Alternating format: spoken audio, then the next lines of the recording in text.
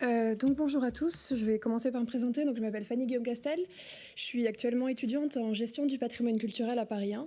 Et dans le cadre de ma formation, j'effectue un stage donc, avec Thierry Maniguet que vous venez d'entendre, où je travaille essentiellement sur la collection des harpes européennes au musée de la musique. Mais si je suis là aujourd'hui, c'est pour vous parler d'un travail que j'ai effectué pour mon master en histoire économique moderne que j'ai terminé l'année dernière à l'université de Paris 1, où en fait donc, j'ai étudié la clientèle et la fabrication des harpes et rares à simple mouvement. Donc je vais vous détailler un petit peu tout ça. En fait, quand j'ai commencé mon travail, je suis partie d'un constat en regardant les études qui ont pu être effectuées sur la fabrication effectuée par Erard, qu'en fait, beaucoup de ces études se focalisent soit sur les pianos, soit sur l'harpe à double mouvement qui est brevetée en 1809, dont Thierry vient de vous parler. Et en fait, peu de travaux ont été effectués sur les harpes que Erard a fabriquées avant cette date-là, donc les harpes à simple mouvement. Donc je vais commencer d'abord par vous présenter un petit peu l'entreprise Erard. Excusez-moi, j'ai un petit rhume. Donc l'entreprise Erard a été fondée par deux frères qui sont Sébastien et Jean-Baptiste Erard, qui sont originaires de Strasbourg. Sébastien arrive à Paris en 1768 et il va, au fur et à mesure des années, appeler son frère à venir l'aider dans son affaire pour que son frère s'occupe de la partie plus gestionnaire et que lui se concentre sur la fabrication et les inventions mécaniques. Dans les années 1780, on considère que c'est à partir de ce moment-là que Sébastien fait des expérimentations sur les harpes, puisqu'il a commencé sur des clavecins et des pianofortes. On n'a pas de date exacte, mais on considère que c'est à peu près à cette époque-là que ça a commencé pour lui. Au moment de la Révolution, l'entreprise a été dans une position un petit peu délicate, puisqu'en 1785, ils ont reçu un privilège de Louis XVI pour la supériorité de leur pianoforte par rapport au pianoforte britannique. Et en fait, c'est un moment où Sébastien Erard va choisir de partir à Londres, installer une deuxième manufacture en 1792, qui est quelque chose qu'il voulait faire depuis plusieurs années, puisqu'il a effectué de nombreux voyages là-bas. Et il s'est dit que c'était un petit peu le moment de faire profil bas, puisqu'ils étaient assez connus comme sympathisants royalistes. Donc il est parti en 92 à Londres, où il est resté quelques années pour lancer un petit peu sa manufacture. Et en 1793, les locaux parisiens, donc j'ai mis une photo ici de l'entrée des ateliers qui existe encore rue du Mail dans le Sentier à Paris. En 1793, la manufacture est perquisitionnée par la police et sont saisis plusieurs registres comptables qui donc manquent dans les archives qu'on a aujourd'hui, mais qui sont quand même assez conséquentes. Et ce qui fait que pour les années 1790, on a un trou assez important dans les archives et surtout les registres comptables. Mais on sait aussi qu'à partir de 1794, à la fois en Angleterre et en France, les Erard vont déposer successivement plusieurs brevets dont on vient de parler un petit peu, notamment sur les évolutions de la harpe, précisément avec la mécanique à fourchette, qui tiennent en fait, permettent à la corde de mieux tenir pour l'instrument et fragilisent beaucoup moins la corde que pouvaient l'être les systèmes à béquilles ou accrochés auparavant. Donc en 1809, comme on l'a dit, il dépose le brevet pour l'harpe à double mouvement, qui va en fait devenir la harpe qu'on joue encore aujourd'hui et que vous avez pu entendre tout à l'heure. Et l'entreprise va continuer à prospérer à peu près jusqu'en 1813, qui est la date où la manufacture parisienne fait faillite. Mais elle parvient quand même à survivre grâce aux ventes qui sont assez importantes à ce moment-là en Angleterre. Et c'est à cette date-là que moi j'ai arrêté mon étude, donc je vais m'arrêter dans ces dates-là environ, puisqu'après cette date-là, vraiment l'harpe à double mouvement va surpasser l'harpe à simple mouvement, à la fois chez Erard et dans la pratique des musiciens plus généralement. Et on va petit à petit laisser tomber les harpes à simple mouvement que moi j'ai étudiées. L'entreprise a de toute façon continué à prospérer puisqu'elle a fermé dans les années 1980, après des rachats successifs par Gaveau et Pleyel à Paris. Donc en fait, sur tout ce qu'on a pu voir sur l'histoire de Erard assez rapidement, on se rend compte qu'ils sont quand même assez prudents quant au dépôt de leurs brevets pour leurs inventions successives.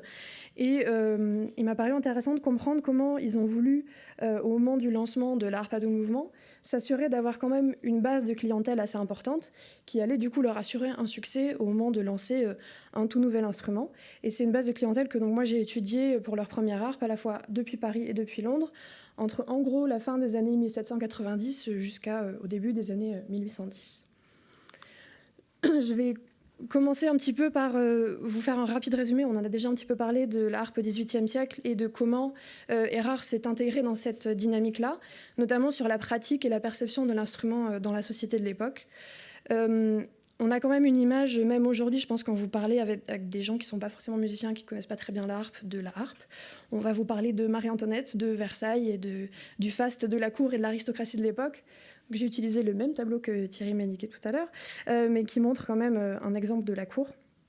En fait, la harpe au XVIIIe siècle, pour être jouée et pour en posséder, il faut non seulement un certain statut social, mais surtout un statut économique important. C'est un instrument qui coûte quand même assez cher.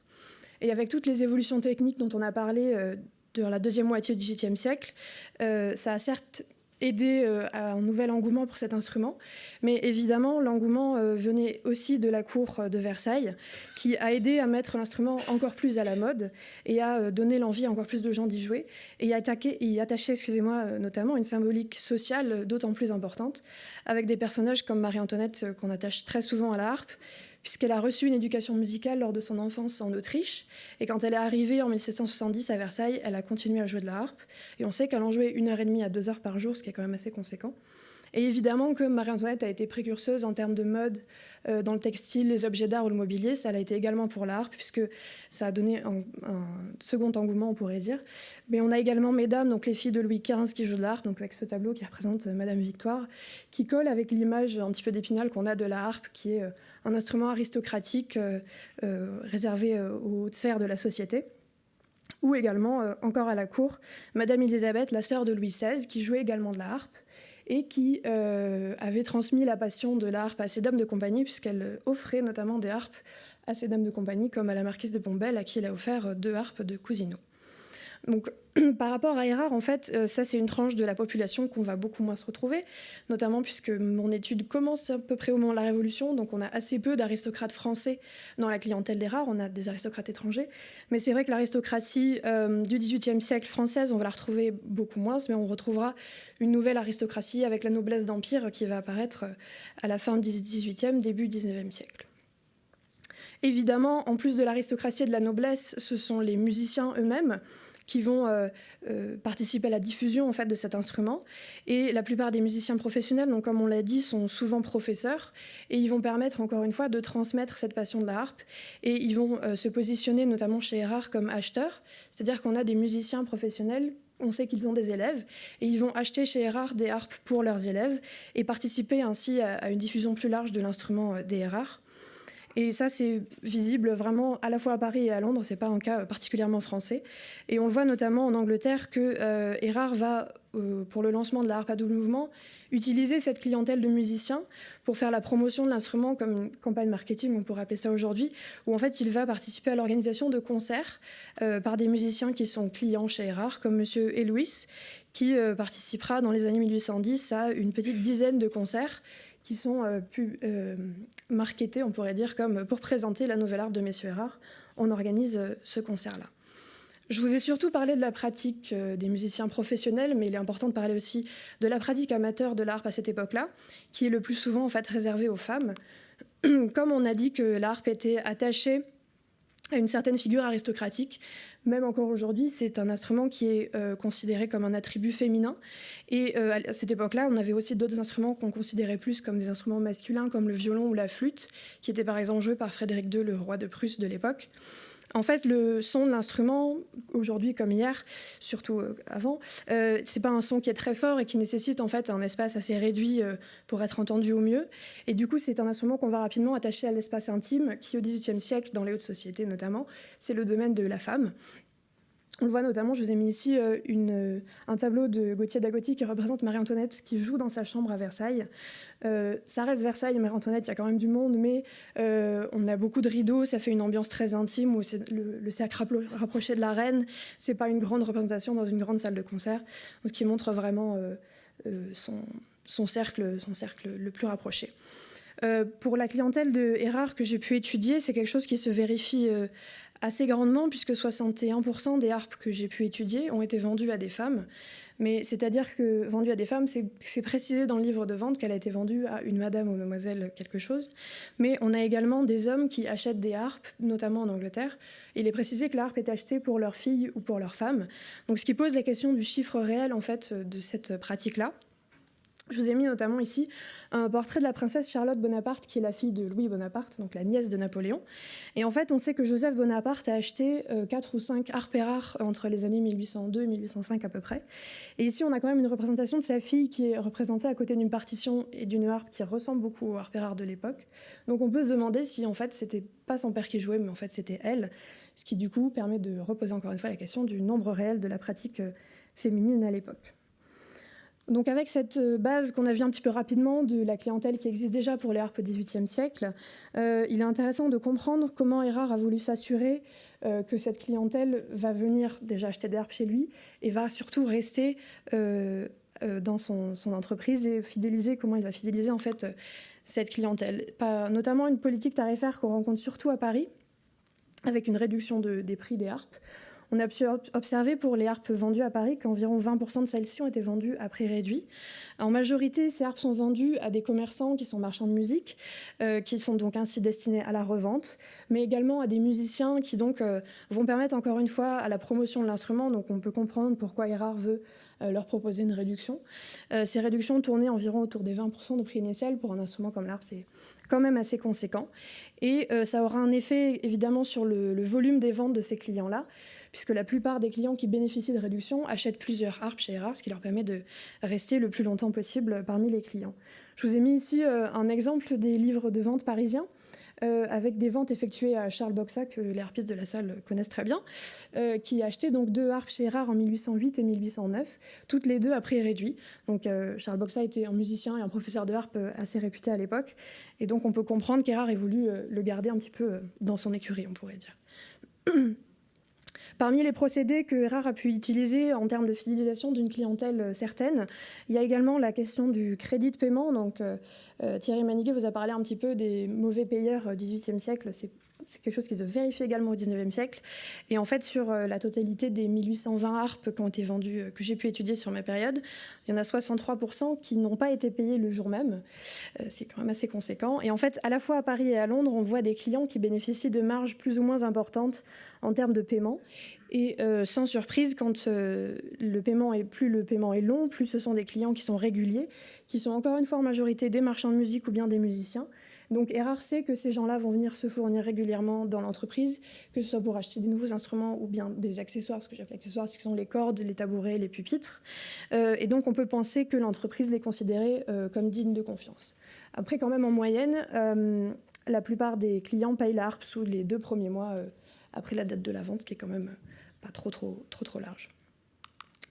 Il est également intéressant de se poser la question des stratégies ce que j'appelais stratégies de rayonnement pour élargir l'influence de l'entreprise, comment celle-ci a pu procéder.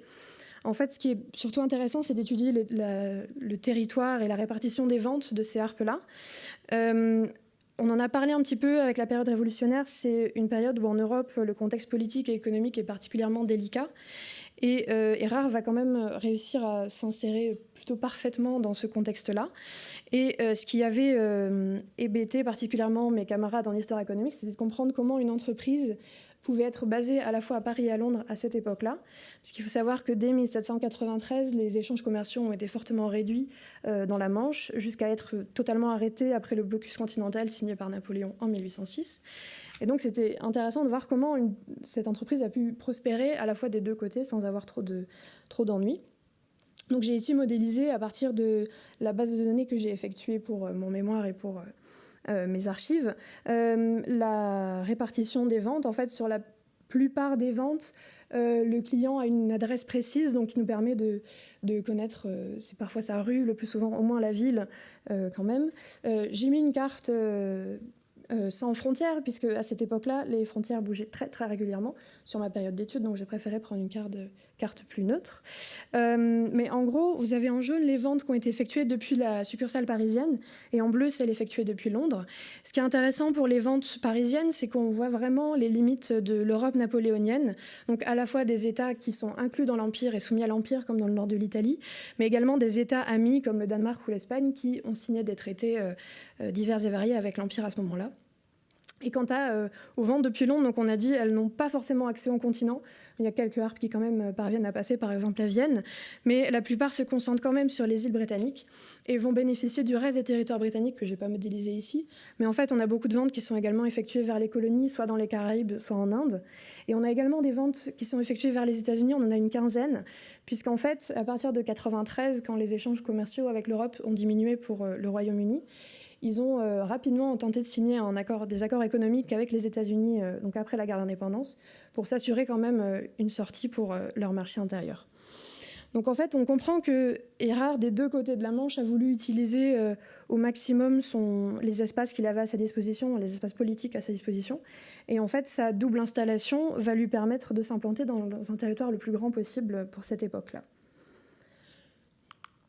Donc, comme au XVIIIe siècle, on a eu des grands noms avec la cour de Versailles et Marie-Antoinette, Mesdames ou Madame Élisabeth, c'est quelque chose que Erard va notamment vouloir s'appuyer dessus. On peut supposer qu'il a voulu utiliser la présence de personnages reconnus de l'époque parmi la clientèle, à la fois à Paris et à Londres, qui a dû aider à son influence et à sa notoriété. Pour ce qui est de la branche parisienne, on peut quand même beaucoup parler de la famille Bonaparte, qui a acheté de nombreuses harpes et pianos à l'entreprise Erard, que ce soit Napoléon, Joséphine, Marie-Louise, et tout le reste en fait, de la famille impériale vraiment a fait des acquisitions chez Erard. Et comme c'est une société pyramidale, on pourrait dire, ça a découlé ensuite, puisque tout l'entourage de l'Empire achète des harpes, les maréchaux, les ministres, etc. Donc on a toute une nouvelle population qui émerge, qui est économiquement bien installée et qui du coup peut se permettre d'acheter des harpes et qui vont aller acheter des harpes chez Erard, notamment parce que à partir de 1810, les Erard sont nommés facteurs de l'empereur et de l'impératrice. Donc c'est là qu'on va aller plutôt se fournir en instruments de musique. Je vous ai mis ici un exemple sur la gauche de la bibliothèque du château d'Arnenberg en Suisse, qui en fait nous montre une harpe qui a appartenu à Hortense de Beauharnais, qui était la fille du premier mariage de Joséphine et qui a épousé le frère de Napoléon. Et en fait, Hortense de Beauharnais a acheté 2 harpes chez Erard en 1802. Et au moment des révolutions des années 1830 environ, elle est partie se réfugier dans son château à Arnenberg en Suisse, où elle est décédée, et où en fait est encore la harpe qu'elle a achetée en 1802 chez Erard à Paris, qui est une des seules harpes des familles impériales qui est restée un petit peu dans son jus, puisqu'on sait que l'empereur et l'impératrice ont acheté de nombreuses harpes pour tout leur palais, puisqu'on a des harpes vendues pour les Tuileries, pour le Trianon, pour Compiègne, etc. Mais très peu de ces harpes, voire aucune de ces harpes même, n'ont survécu. Pour ce qui est de la partie britannique, je me suis concentrée sur un seul personnage qui est quand même assez important à l'époque, qui est le personnage de la princesse de Galles, Caroline de Brunswick. J'ai mis un portrait d'elle ici à droite. En fait, elle est donc c'est la fille la femme du dauphin, on pourrait dire, du trône d'Angleterre. Et c'était une figure de l'élite sociale et culturelle très importante à cette époque-là à Londres. C'était une dame très cultivée et très intelligente qui tenait des salons où elle faisait se rencontrer beaucoup d'intellectuels. Donc c'est une dame qui était à la fois socialement et culturellement très importante pour la société de l'époque. Et elle a acheté 2 harpes chez Erard assez rapidement en fait. Et là encore, ça s'est déversé un petit peu sur les tranchants de Soudel, puisque ces dames de compagnie ont aussi acheté des harpes. Et on a de nombreuses dames de la cour qui vont venir acheter des harpes chez Erard, précisément parce qu'il était fournisseur de la princesse de Galles. Donc ici, on a une représentation de Thomas Lawrence qui est conservée dans la collection royale britannique. Et il est intéressant de voir qu'elle se fait représenter en train d'accorder même sa harpe.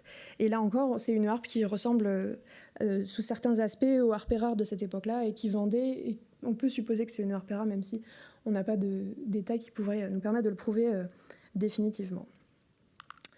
Donc voilà, je vous ai fait un petit panorama un petit peu rapide des études que j'ai pu effectuer. En fait, ce qui est important de comprendre, c'est que Erard arrive à s'intégrer parfaitement dans un marché et une clientèle qui existe déjà au XVIIIe siècle, mais ils arrivent quand même à profiter des évolutions sociétales et politiques de l'époque pour s'ancrer encore plus dans le paysage musical. Et ils vont avoir, donc on l'a vu, un territoire d'influence immense et une présence et une notoriété donc à travers les grands personnages et leur répartition géographique très important, ce qui va en fait leur permettre d'avoir le terrain le plus favorable possible au moment du lancement de la nouvelle harpe à double mouvement, puisqu'ils ont donc réussi à mobiliser cette clientèle pour le harpe à simple mouvement. On peut se dire qu'ils étaient assez sereins au moment de lancer l'harpe à double mouvement en 1809, et ça a plutôt bien marché puisque c'est les modèles de harpe qu'on joue encore aujourd'hui et que le nom de Erard est entré dans l'histoire de la musique. Je vous remercie.